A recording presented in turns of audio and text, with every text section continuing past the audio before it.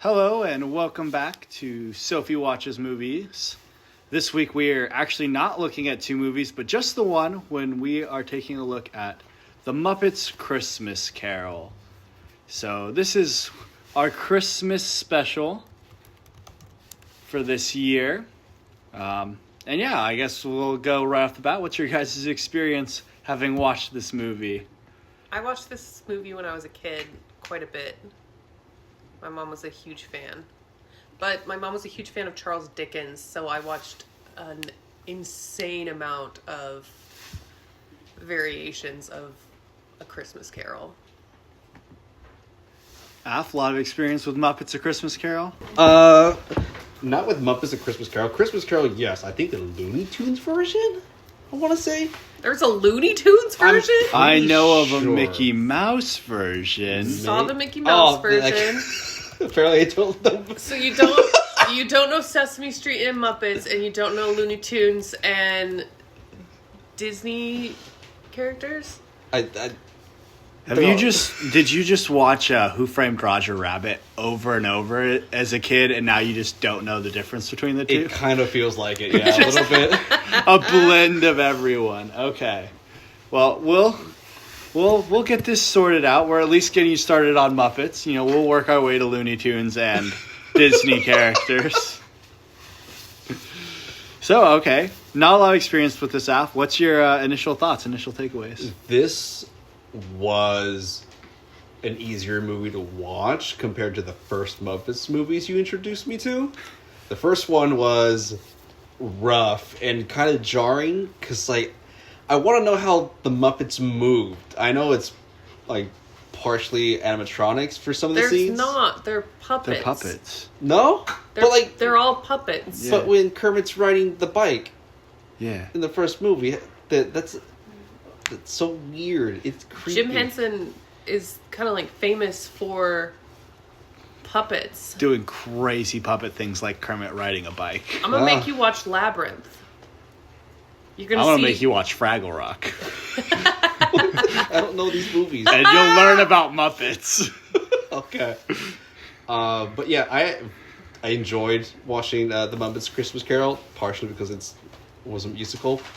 I think that helped a lot. Big fan of musicals. I hate when they sing.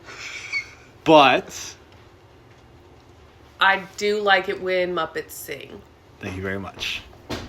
I actually wrote down what you said as we were watching this. You said, I'm not offended when the puppets sing.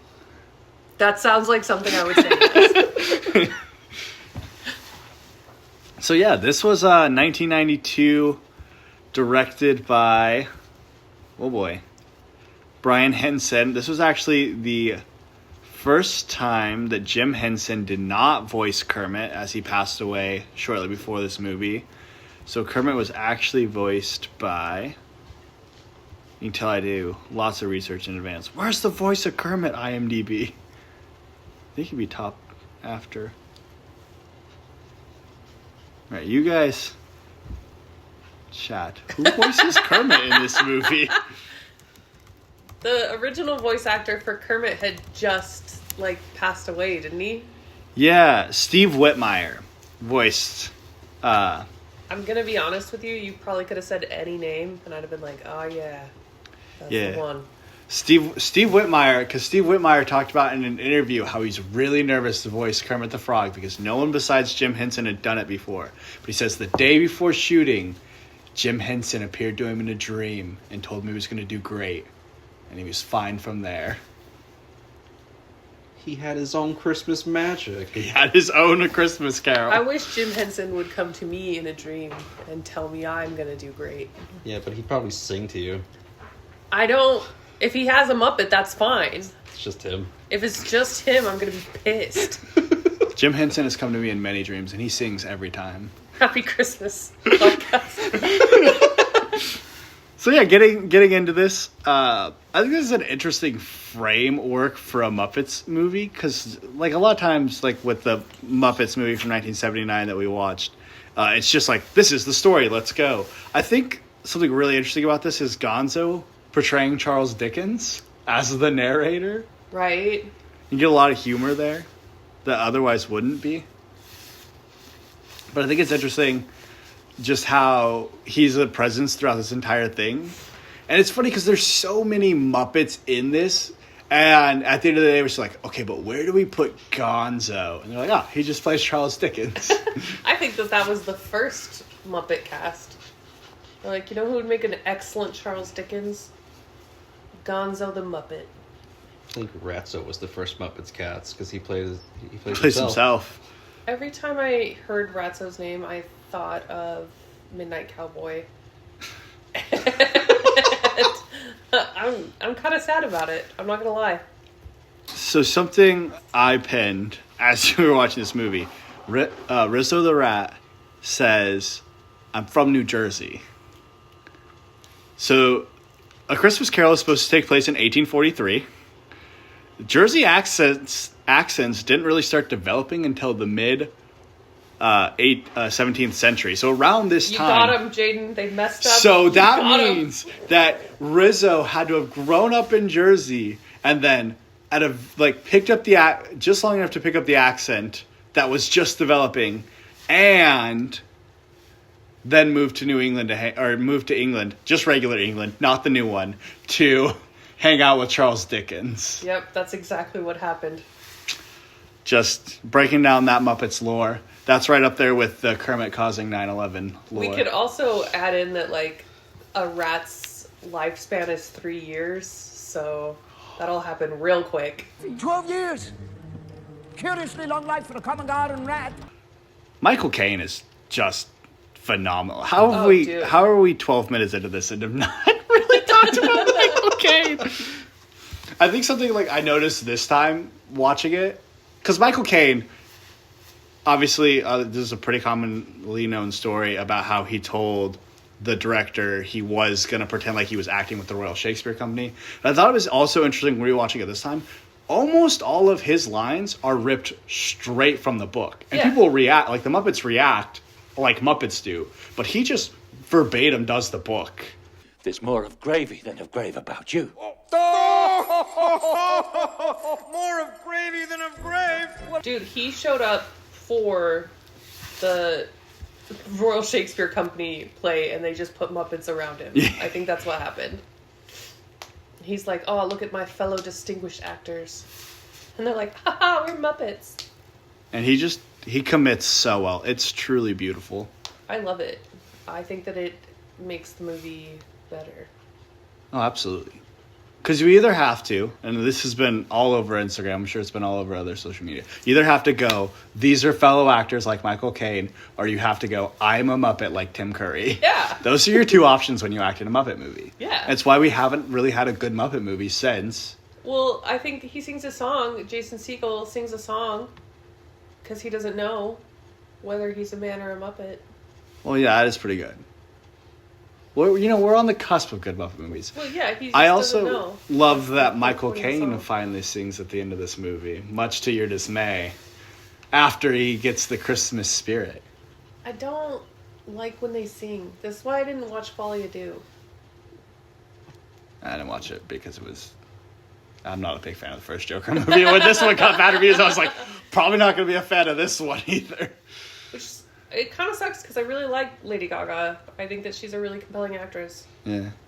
And I want to see her more shit. But I don't want her to sing. She's a good singer, though. She is a good singer. I can't believe I just said that. I also put a note down. So when Miss Piggy is insulting Scrooge while they're giving that toast, she calls him a bunch of things that are probably fair. But one thing I pinned as absolutely not fair is she says he is badly dressed. That outfit goes so hard. That black, that first shot where he comes around the corner and the black coat is just draping behind him, billowing in the wind. He's coming around the corner. I wish I could walk around corners like that. Look that Yes, awesome. there is a drama to it, but I need you to think about it from Miss Piggy's perspective. What would Miss Piggy think of well-dressed? Apparently not emo. Over the top, extravagant, lots of jewels and glam. Rich, greedy. He's already that, but he's not showy. Mm-hmm. We needed a modern Muppets movie with an emo Muppet. I mean, freaking, she would think Elton John is just the shit. you know. Well, Elton John is the shit, though. Elton John is, yeah. We need that's the Muppet remake we deserve but don't necessarily need right now, is a Muppet remake of The Crow. A little too soon to that really bad Crow movie coming out, but like a few years down the line, if we could get a Muppet remake of The Crow, I'm on board. I don't want to watch the new one. After you had the pleasure of getting to watch this for the first time as a fully fledged adult, the Ghost of Christmas Past scared the shit out of me as a kid. Oh, scary as hell. That was uncalled for. I was trying to determine when they first apparated in front of Ebenezer, like, is this a person or just plastic? I can't tell.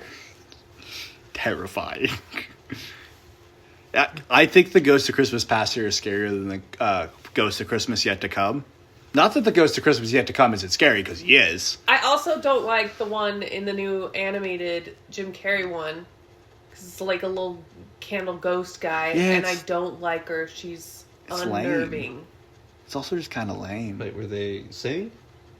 No. Or is that a I different don't one? think they sing in that It's just one. the Ghost of Christmas Past. Oh, And she's scary. there was a musical, 3D musical one that also had a candle lady, and they I sang. didn't watch that one, because probably they sang. They did. Do you know what else they sing? They sing in the friggin' All Dogs Go to Heaven version, too. What? The Christmas Carol? Yeah. Yeah. They made one? Yeah. Oh. Well, know that.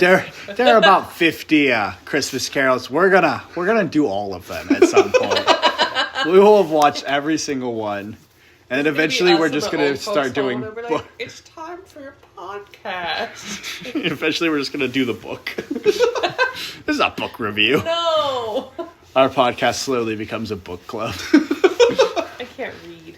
I did say, even though like the Ghost of Christmas Past is creepy as hell, Ghost of Christmas Yet to Come is creepy enough. I particularly don't like its hands. They're like puffy in a weird way, but they're also smooth and over elongated. It's a whole thing. But Ghost of Christmas Present is not creepy enough. They could have gone a little creepier with him. I'm gonna reiterate what I said when, but I've thought this for literally every single version. He's like, "Come in here and know me better, man." That is a sexy thing to say. Oh, I wrote That on is- here. Go ahead. No, I put that the Ghost of Christmas Present has, as the kids are saying nowadays, Riz. Because "come in and know me better, man" would have be coming in twice. Yeah, that's like. I'm glad that I'm not the only one, because I'd be like, "Hi, Hello. It's nice to meet you. I shall." I think the Ghost of Christmas Present would have been a little bit more terrifying for me if they focused more on his rapid aging. Because, like, I notice like whenever it cuts to him, he's a little bit older. But like if they showed him like shrinking and welting a little bit with his beard growing That's something white. that I think that they got really nicely, because that's something that happens in the book. Yeah. Because he's only in the present. So he lives that short amount of time and then ceases to Yeah. exist and then comes back in the present. Yeah. Also in the book and in a lot of adaptations, they do the aging a little bit creepier. But the one, I don't even remember specifically which one, that creeped me out. And I think this is in the book as well. It's been a few years since I read the book. It also depicts, because he's aging so rapidly, him, his body decomposing. Oh. As the Christmas present section ends. Oh, had me terrified as a child. As for the Ghost of Christmas Yet to Come, barring the hands, I'm plowing death. That's the one. Yeah, that's the one. I don't know why, but I'm just like, interesting. I think we just kind of like inadvertently played Fuck, Marry, Kill. The ghosts of past, present, and yet to come. And that's what it's all about. That's the reason for the season. And we'll Merry be doing this Christmas. every year. Fuck, marry, kill. Of different ghosts of Christmas present, past, and yet to come. As we wind down, I have a very important thing, though. As Af is learning about the Muppets, here's your quiz. Oh, god damn it. I hope you were paying Yeah. attention. No. All right. Question 1. It's only 5 questions and a bonus question. Okay. Question 1. Who is the frog? Kermit. Wrong. That is Bob Cratchit. Damn it! Nice try. Who is the question number 2? Who is the headmaster at the school in the past, and why is he important? Oh my!